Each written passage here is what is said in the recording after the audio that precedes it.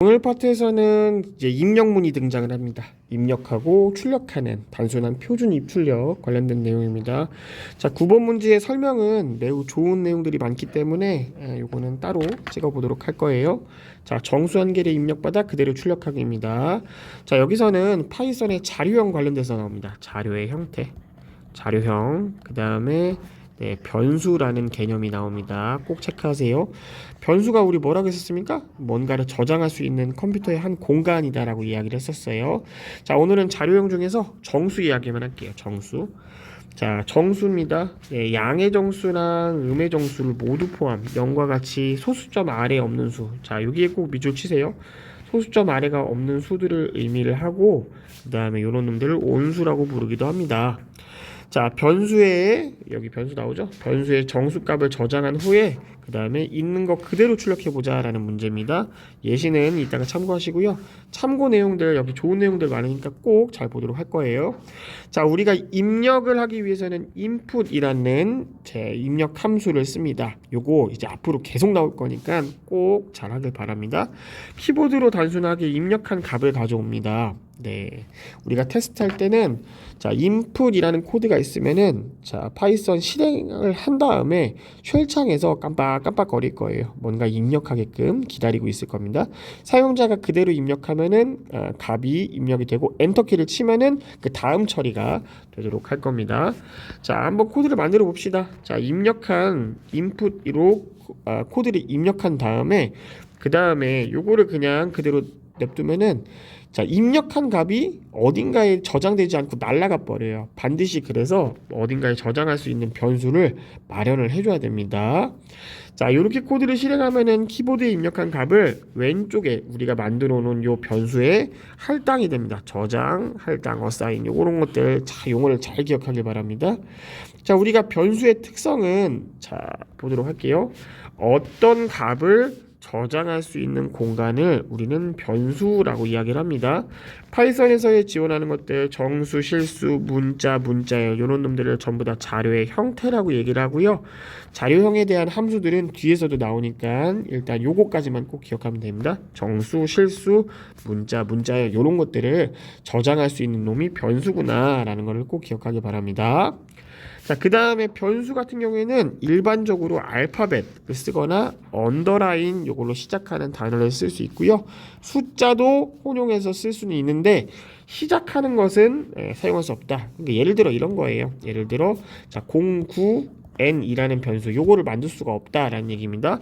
파이썬에서의 앞에 여기 숫자가 등장하면은 숫자로 숫자 넘버로 인식하기 때문에 선술연산 처리가 되거나 아니면은 숫자로서 처리가 되기 때문에 그렇습니다. 변수를 인식을 안 하기 때문에 그렇습니다. 자, 그 다음에 파이썬에서는 자, 한글 변수도 쓸 수 있습니다. 하지만 거의 국제 표준에서는 영문을 사용하는 것이 조금 더 가독성이 좋거나 하는 그런 코드로 예상치 못한 오류도 발생할 수 있기 때문에 가급적 영문으로 구성하는 게 더 좋을 것 같아요. 사실 변수 이름을 만드는 게 좀 고민이 많이 됩니다. 왜냐하면은 이게 변수는 어떤 게 저장이 될지 우리가 목적을 가지고 있는 공간이잖아요.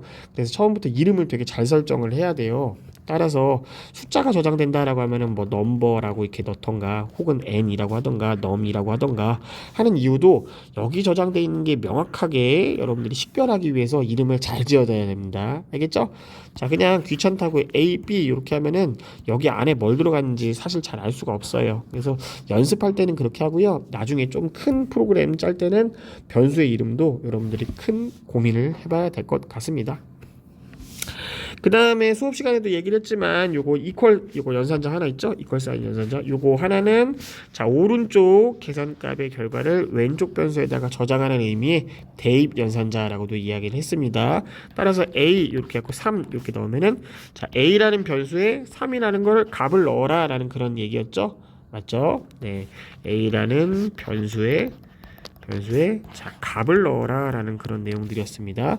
자, 할당하라 라는 얘기의 대입 연산자였고요. 자, 이 이퀄 사인 하나는 우리 수학적 의미의 이퀄 사인 요것과는 조금 의미가 다르다라고도 했습니다. 이건 같다라는 표시긴 한데 같다는 파이썬에서 이렇게 는 표시 두 개를 합니다. 뒤에서 나중에 비교 연산자 나올 때도 또 설명을 해드릴게요. 네. 자, 중요한 내용들이 많습니다. 변수에 할당을 하는 것, 그 다음에 변수 이름 쓰는 것, 그 다음에 대입연산자 잘 체크해서 보길 바랍니다. 알겠죠? 자, 우리가 이제 앞으로 문제를 풀 때 입력과 출력 설명들 이렇게 나올 거예요. 예, 요것들 잘 체크하고요. 어떻게 하라라는 지침과 똑같습니다, 사실. 네.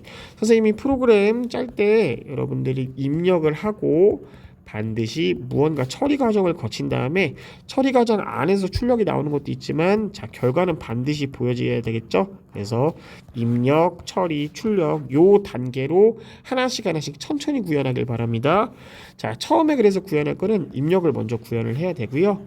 뭔가 처리를 거친 다음에 그 다음에 우리한테 출력으로 보여줘야 된다는 사실을 잊지 말길 바랍니다.